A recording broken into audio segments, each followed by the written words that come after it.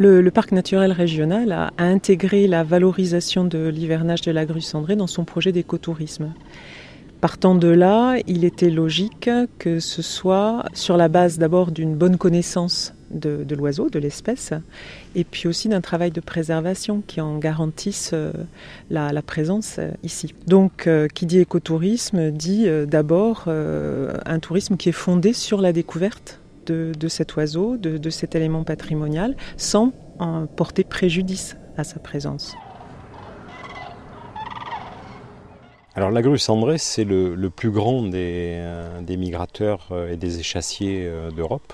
C'est un oiseau qui vit globalement, qui se reproduit en Scandinavie et dans les pays baltes, et qui va passer l'hiver d'une manière générale vers l'Espagne et un petit peu au Portugal et un petit peu au Maroc aussi. Donc c'est un oiseau qui a transité à travers la France et à travers les Landes de Gascogne pendant des décennies, et qui depuis quelques années s'arrête, non seulement au cours de ces migrations, de ces deux migrations, fait escale ici, mais aussi passe l'hiver, hiverne, en grand nombre, puisqu'on est à une moyenne de 50 000 oiseaux qui passent tout l'hiver sur les Landes de Gascogne.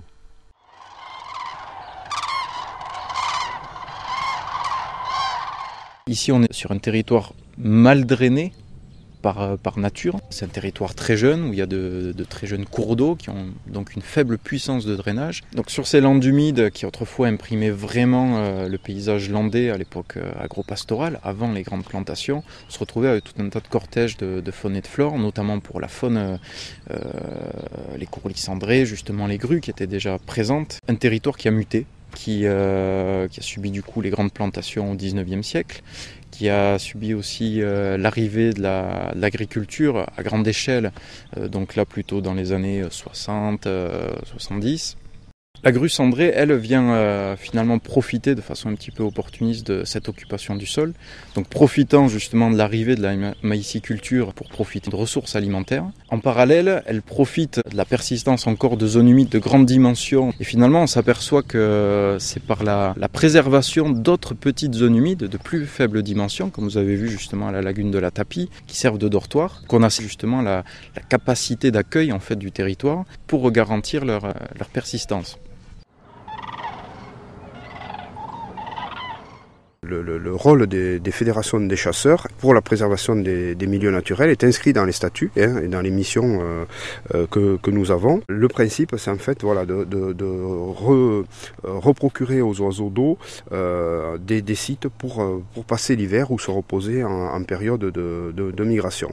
La fédération donc gère ces sites de Haute-Lande en préservant le caractère déjà humide et également d'entretenir en fait la végétation. On a réintroduit du bétail en été sur ces sites-là, principalement des vaches, et d'ailleurs nous participons également au programme de sauvegarde de la vache marine. C'est une race qui est très, très rustique, adaptée à ces milieux-là et qui pâture l'été ces prairies à Moligny, consomment la bourdaine, tous les petits arbustes, et permettent donc de maintenir ce milieu ouvert.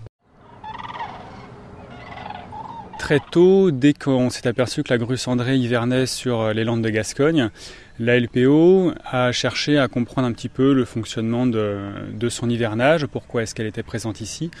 Donc des comptages ont été effectués, des études. La LPO Aquitaine, au sein de Grus Gasconia, intervient dans l'animation, puisque c'est très intéressant de connaître la grue, de savoir comment elle fonctionne, mais c'est également très important de le faire connaître au public et aux habitants du territoire. Les animations qu'on organise consistent à emmener le grand public soit sur les sites de gagnage, soit sur les dortoirs, de manière à ce qu'ils comprennent d'où elle vient, pourquoi est-ce qu'elle est présente ici, et quel est l'enjeu en fait du territoire sur cette espèce-là. Donc on a mené un rôle de coordination.